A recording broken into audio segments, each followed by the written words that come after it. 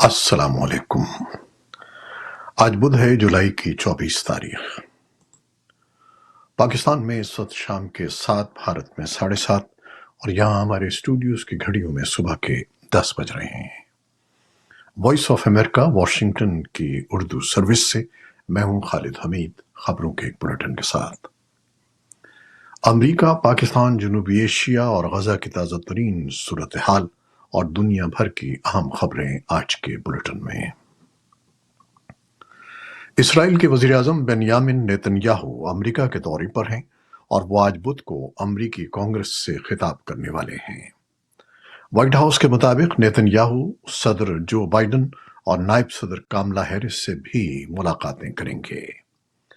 ادھر امریکہ کے دارالحکومت واشنگٹن ڈی سی میں منگل کو فلسطینیوں کے حامی سینکڑوں یہودی مظاہرین نے کیپٹل ہل پر احتجاج کرتے ہوئے غزہ جنگ بندی کا مطالبہ کیا۔ اس موقع پر مظاہرین نے پوسٹرز تھام رکھے تھے جن پر تحریر تھا: اسرائیل کو ہتھیار فراہم کرنا بند کرو۔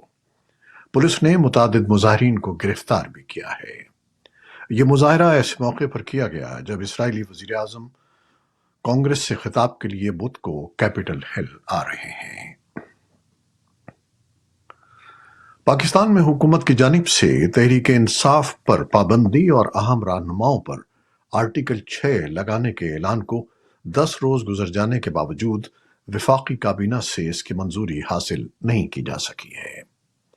وزیر اعظم شہباز شریف کی زیر صدارت کابینہ کے بدھ کو اجلاس میں تحریک انصاف پر پابندی کا معاملہ ایجنڈے میں شامل نہیں تھا۔ وزیر اعظم نے اجلاس کے دوران تحریک انصاف اور عمران خان کو تنقید کا نشانہ تو بنایا، مگر پارٹی پر پابندی سے متعلق کوئی ذکر نہیں کیا۔ امریکی ایوان نمائندگان کی خارجہ امور کی کمیٹی کے سینئر رکن بریڈ شرمن نے امید کا اظہار کیا ہے کہ اسلام آباد میں امریکی سفیر ڈونلڈ بلوم تحریک انصاف کے بانی عمران خان سے جیل میں ملاقات کے لیے جائیں گے۔ منگل کو ہی امریکی محکمہ خارجہ نے پاکستان میں پی ٹی آئی کے رہنماؤں کی گرفتاریوں پر تشویش کا اظہار کیا ہے۔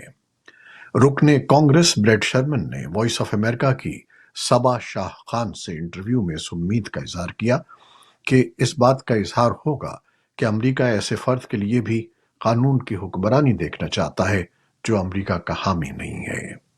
بقول ان کے، اس سے دنیا کو یہ پیغام بھی جائے گا کہ ہم ایک ایسے ملک میں بھی جمہوریت چاہتے ہیں جس کے ساتھ بعض اوقات معاملات کرنا مشکل ہوتا ہے۔ امریکی محکمہ خارجہ میں معمول کی بریفنگ میں ترجمان میتھیو ملر سے ایک صحافی نے سوال کیا کہ حال ہی میں پولیس نے پی ٹی آئی کے ترجمان کو گرفتار کر لیا ہے، آپ کا اس بارے میں کیا خیال ہے؟ ترجمان میتھیو ملر نے جواب میں کہا کہ ہمیں اپوزیشن لیڈروں کی گرفتاریوں پر ہمیشہ تشویش ہوتی ہے۔ انہوں نے کہا کہ ہم نے پی ٹی آئی کے رہنماؤں کی گرفتاریوں کی رپورٹس دیکھی ہیں۔ ان کا کہنا تھا کہ کسی ترجمان کی گرفتاری دیکھ کر میں ذاتی طور پر پریشان ہو جاتا ہوں۔ محکمہ خارجہ کے ترجمان نے مزید کہا کہ ہم آئینی اور جمہوری اصولوں کی پرامن پاسداری کی حمایت کرتے ہیں اور مطالبہ کرتے ہیں کہ ان اصولوں کا احترام پاکستان کے آئین اور قوانین کے مطابق کیا جائے گا۔ امریکہ کے معاون وزیر خارجہ برائے جنوبی و وسطی ایشیائی امور ڈونلڈ لو نے کہا ہے کہ امریکی صدر جو بائیڈن نے پاکستان کے لیے 10 کروڑ 10 لاکھ ڈالر امداد کی تجویز دی ہے۔ ڈونلڈ لو نے امریکی ایوان نمائندگان کی خارجہ امور کی کمیٹی میں بجٹ سے متعلق بریفنگ میں یہ بات بتائی۔ تفصیل کے لیے ہمارے سوشل میڈیا پلیٹ فارمز پر آئیے۔ پاکستان کے وزیر خزانہ محمد اورنگزیب چین سے تقریباً 15 ارب ڈالر کے توانائی کے قرضوں کو ری شیڈیول کرانے کے لیے بات چیت کی غرض سے بیجنگ روانہ ہو گئے ہیں۔ وفد چینی حکام کو پاکستان میں کوئلے کے بجلی گھروں میں درآمدی کوئلے کے بجائے مقامی کوئلے کو استعمال کرنے والی ٹیکنالوجی پر منتقلی کے لیے بھی قائل کرے گا، جو پاکستان کے لیے بڑے درآمد بل کا سبب بن رہے ہیں۔ تاجروں کی سب سے بڑی اور ملکگیر تنظیم federation of chambers of commerce کا کہنا ہے کہ وہ ان چارجز کے خلاف سپریم کورٹ جائے گی۔ افغانستان کے لیے خصوصی ایلچی سفیر آصف خان درانی نے کہا ہے کہ کالعدم تحریک طالبان پاکستان ملک کی ریڈ لائن ہے اور اس امید کا اظہار کیا ہے کہ عبوری افغان حکومت اس کے خلاف مؤثر کارروائی کرے گی۔ انہوں نے عالمی برادری بالخصوص اقوام متحدہ کے پناہ گزینوں کے ادارے UNHCR پر زور دیا کہ وہ افغان مہاجرین کی باوقار وطن واپسی کے لیے حکمت عملی تیار کرے۔ طالبان کا فوری رد عمل سامنے نہیں آیا ہے۔ افغان خواتین کی صورتحال پر بدھ کو شائع ہونے والی اقوام متحدہ کی نئی رپورٹ میں کہا گیا ہے کہ 80% خواتین کو مقامی سطح پر حکام تک رسائی حاصل نہیں ہے۔ UNAMA، UN ویمن اور IOM کی مشترکہ رپورٹ میں کہا گیا ہے کہ افغانستان میں خواتین کی صورتحال گزشتہ سال کے مقابلے میں ابتر ہے۔ خواتین نے بتایا کہ انہیں وکالت کے حصول کے لیے خاندان کے مرد حضرات اور کمیونٹی کے اراکین پر انحصار پر مجبور کیا جاتا ہے۔ اس رپورٹ پر طالبان کے رد عمل کا انتظار ہے۔ جنوب مشرقی ایشیائی ممالک کی ایسوسی ایشن آسیان کے وزرائے خارجہ کے لاؤس کے نیشنل کنونشن سینٹر میں بدھ کو اجلاس کے موقع پر سیکیورٹی سخت کر دی گئی ہے۔ جنوب مشرقی ایشیا کے 10 مندوبین اور وزرائے خارجہ آسیان کی کمیونٹی کی تعمیر کی کوششوں میں شرکت کریں گے اور موجودہ جغرافیائی سیاسی پیش رفت کے درمیان آسیان کی مرکزیت اور اتحاد کی تصدیق کریں گے۔ چین کی وزارت کے اعلان کے مطابق وزیر خارجہ وانگ یی بھی 25 سے 27 جولائی تک ہونے والے اجلاس میں شرکت کریں گے۔ امریکہ کی صدارتی دوڑ منگل کو ایک نئے مرحلے میں اس وقت داخل ہو گئی جب سابق صدر ڈونلڈ ٹرمپ اور ان کی ڈیموکریٹک حریف کاملا ہیرس نے نومبر میں ہونے والے الیکشن کے لیے ایک دوسرے پر شدید جملے بازی کی۔ سابق صدر ٹرمپ نے اپنے ٹروتھ سوشل پلیٹ فارم پر لکھا کہ جھوٹ بولتی کاملا ہیرس ہر اس چیز کو تباہ کر دیتی ہے جسے وہ چھوتی ہے، جبکہ ڈیموکریٹ نائب صدر کاملا ہیرس نے اپنے ایک بیان میں کہا ہے کہ وہ ٹرمپ جیسوں کو جانتی ہیں۔ پیر کے روز بائیڈن نے ہیرس کے انتخابی مہم سے خطاب کرتے ہوئے کہا کہ مجھے امید ہے کہ آپ اپنے دل و جان سے کاملا کے لیے بھی وہ کریں گے جو آپ نے میرے لیے کیا ہے۔ بائیڈن نے کہا کہ وہ بدھ کی شام وائٹ ہاؤس سے صدارتی دوڑ سے دستبردار ہونے کے اپنے فیصلے کے بارے میں قوم سے خطاب کریں گے۔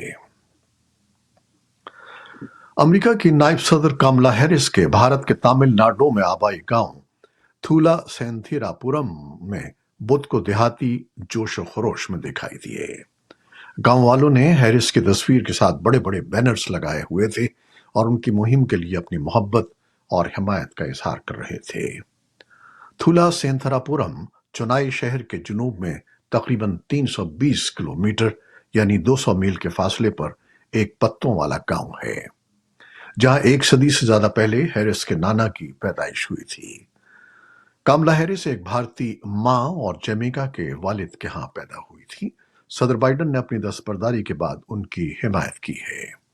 اگر ہیرس نامزد امیدوار کے طور پر ابھرتی ہیں تو وہ امریکی تاریخ میں کسی بڑی پارٹی کے ٹکٹ کی قیادت کرنے والی پہلی سیاہ فام خاتون بن جائیں گی۔ امریکہ نے اپنی 238 سالہ تاریخ میں ابھی تک کسی خاتون کو صدر منتخب نہیں کیا ہے۔ چین کے وزیر خارجہ وانگ یی نے بدھ کے روز جنوبی چین میں اپنے یوکرینی ہم منصب دمیتریو کولیبا سے ملاقات کی۔ کولیبا نے ایک دن پہلے کہا تھا کہ ماسکو کے قریبی اتحادی بیجنگ کے ساتھ یوکرین میں جنگ کے خاتمے کے بارے میں براہ راست بات کرنا بے حد اہم ہے۔ چین خود کو جنگ میں ایک غیر جانبدار فریق کے طور پر پیش کرتا ہے اور اس کا کہنا ہے کہ وہ امریکہ اور دیگر مغربی ممالک کے برعکس کسی بھی فریق کو مہلک امداد نہیں بھیج رہا ہے، لیکن ماسکو کے ساتھ اس کی لامحدود شراکت داری پر نیٹو کے ارکان نے اسے جنگ کا فیصلہ کن کردار قرار دیا ہے جس کی بیجنگ نے کبھی مذمت نہیں کی۔ کرملن نے بدھ کے روز کہا کہ ماسکو کے ساتھ بات چیت کے بارے میں یوکرین کا عندیہ روس کے موقف سے ہم آہنگ دکھائی دیتا ہے، لیکن مزید تفصیلات کی ضرورت ہے۔ ادھر یوکرین کے وزیر خارجہ دمیترو کولیبا نے کہا کہ کیف اس صورت میں روس کے ساتھ بات چیت کے لیے تیار ہے اگر ماسکو نیک نیتی سے مذاکرات کا خواہاں ہو۔ انہوں نے کہا کہ یوکرین کو ابھی تک اس کے आसार दिखाई नहीं देते।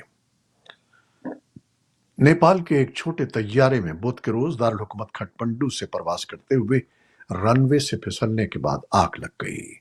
मीडिया और हुक्काम के मुताबिक कम से कम 18 अफराद हलाक हो गए। हवाई अड्डे के सिक्योरिटी चीफ के मुताबिक तैयारा अमले के 2 अरकान और 17 तकनीकी माहिरीन को देखभाल की जांच के लिए पोखरा शहर ले जा रहा था। और अब एक ऐलान, वॉइस ऑफ अमेरिका अब व्हाट्सएप चैनल पर भी देखा जा सकता है। दिलचस्प खबरें, तज्जिए, तबसरे और वीडियोस देखने के लिए व्हाट्सएप पर VOA उर्दू के इस चैनल को फॉलो कीजिए। चैनल का लिंक हमारे फेसबुक पेज पर मौजूद है। ये थी वो खबरें जो फेसबुक लाइव पर हमने आपके लिए पेश की। हमारी वेबसाइट, यूट्यूब और पॉडकास्ट पर ये बुलेटिन आपके लिए पोस्ट कर दिया जाता है। आप हमारे बुलेटिन को शेयर करते हैं और अपने कमेंट्स में मोहब्बतों का इजहार करते हैं, जिसके लिए हम आपके बेहद ममनून हैं। अपनी इन मोहब्बतों को जारी रखिएगा।